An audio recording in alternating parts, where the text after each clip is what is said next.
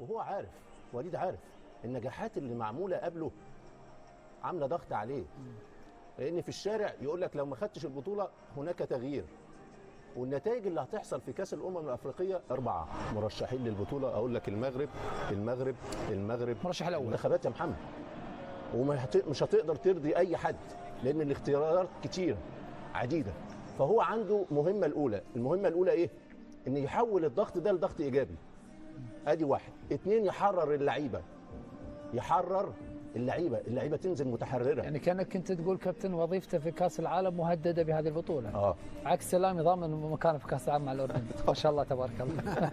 ان شاء الله ان شاء الله تروح في كاس العالم ان شاء الله. يعني احنا طموحنا كبير وثقتنا كبيره في وليد، لانه خلال هذه الفتره اللي قضاها على راس المنتخب عرفت نجاح وكذلك عرفت يعني تكوين طاقم تقني موسع من كفاءات متعدده. واللاعبين احنا شفنا المنتخب المغربي قبل كاس العالم، يعني ولا واحد كان عارف الطريقه اللي غيخوض بها كاس العالم، وبالتالي تفاجئنا بالطريقه اللي اختارها وليد واللي كانت ناجحه وصلتنا للنصف النهائي.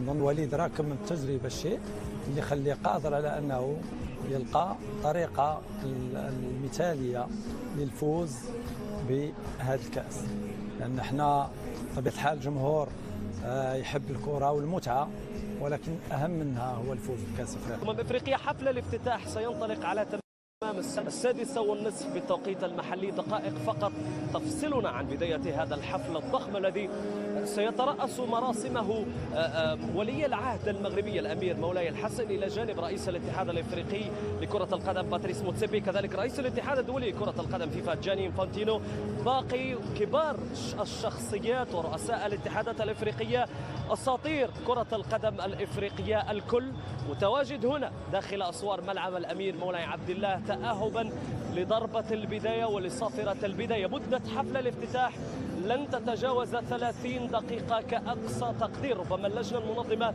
أخذت بعين الاعتبار التساقطات المطرية التي تبقى منطقية بحكم أن البطولة تجرى في فصل الشتاء، وما يميز فصل الشتاء في المغرب هي التساقطات المطرية، لكن لن تؤثر على سير حفل الافتتاح ولن تؤثر على سير مباريات البطولة. الملاعب مجهزة الكل، كل رهن إشارة اللجنة المنظمة التي تبقى على يقظة تامة. مباراة الافتتاح ستجمع بين المنتخب المغربي ومنتخب جزر القمر. تاريخيا لطالما انحازت مباريات دون ضغوطات، ليس لمنتخب جزر القمر ما يخسره اليوم، سيسعى لخلق المفاجأة في مباراة العمر كما اعتبرها مدربه كوزام مباراة العمر بالنسبة له شخصيا كمدرب، وكذلك لمنتخب جزر القمر. لكن أسود الأطلس يدخلون هذا اللقاء من أجل ضمان 3 نقاط مهمة في مستهل المشوار ستعبد الطريق نحو إنهاء المهمة الأولى في مرحلة دور المجموعات، وهي إنهاء المجموعة في الصدارة.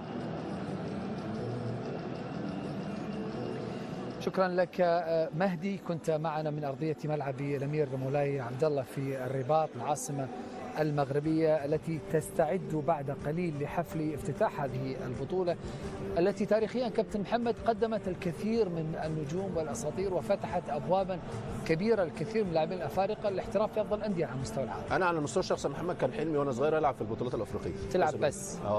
أشارك فيها لأن دي أحلى أيام. احنا عملنا 3 بطولات من الجيل بتاعنا 2006 و2008 و2010. اللعيبه المحترفه كانت بتنتظر المشاركه في البطولات الافريقيه. وانت يمكن اللي حفزك اكثر وانت صغير انجاز ال 98. ايوه مع كابتن جوهر الله يرحمه، كان جيل الكابتن حسام حاليا المدرب. يعني حسام عنده الفرحه اللي كلاعب اللي المفروض ينقلها للعيب، وده دور كبير. ارث مصر في البطولات الافريقيه 7 بطولات. فالبطولات الافريقيه محمد بتبقى محفل، حفله، كرنفال. الواحد كان مستمتع. يعني بطوله 2008 دي بتبغانا الناس اللي موجوده في الشوارع كانت بتدور على اللعيبه المحترفه. كان عندنا زيدان، الناس الولد الصغير كان يلف ورا الاتوبيس ويشوف زيدان فين، محمد زيدان، فاهم؟ فالناس عاوزه تحرم الاتحاد الافريقي عاوز يحرم الناس دي انها تشوف محترفينها كل سنتين. مستخسر على المحترف اللي في جاي من افريقيا 3 أسابيع كل سنتين. انت ضد كل 4 سنوات؟ طبعا. انت مع السنتين. ايوه، مش كل اللي بيصلح لاوروبا يصلح لافريقيا. وبعدين هل القرار خارج من الكاف؟ لا مش خارج من الكاف، من الفيفا. ايوه. عيسى حياته تعرض لضغط كبير عشان يغير البطوله من كل سنتين ل4 عشان تقصد النظام الجديد يخدم الانديه بسبب ابتعاد اللاعبين تقريبا شهر عن الدوريات الاوروبيه بالذات. أيوة. وبعدين يا محمد 4 سنين في عالم كره القدم كبير. انا مثلا جيل لم يوفق في التصفيات وما وصلش لعب كاس تعوض في كاس افريقيا 8 سنين، ممكن يقعد 8 سنين عشان يلعب بطوله افريقيا. والبطوله حتى يقول لك دوري الامم الافريقيه لوجستيا صعب جدا. ايوه بس كاس اسيا كل 4 سنوات، كاس اوروبا كل 4 سنوات. عم انتوا اغنياء. كوبا امريكا غير. انتوا اغنياء. حتى انتوا اغنياء بس انتوا ما تعرفوا تستفيدون من مواردكم. الاوروبيين نهبلنا وسرقنا.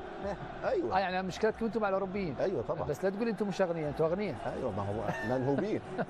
ثروات القاره منهوبه. المنهوبه بس هنا الثروات مستفاد منها بملعب تحفه. أيوة. والمغرب تعيش فتره ذهبيه على مستوى المنشات ليس فقط على مستوى الانجازات. كابتن جمال والكابتن يوسف قال لك ايه؟ هي رؤيه، هي خطه، بنيه تحتيه، وبعد كده مدربين وانديه واجيال الشباب والناشئين، عشان كده بنشوف تحفه قدامنا، ملعب تحفه صراحه. دعونا نشاهد في هذه التحفه حفل افتتاح كاس الامم الافريقيه في العاصمه المغربيه الرباط. نتابع. of the Africa Cup of Nations Morocco 2025.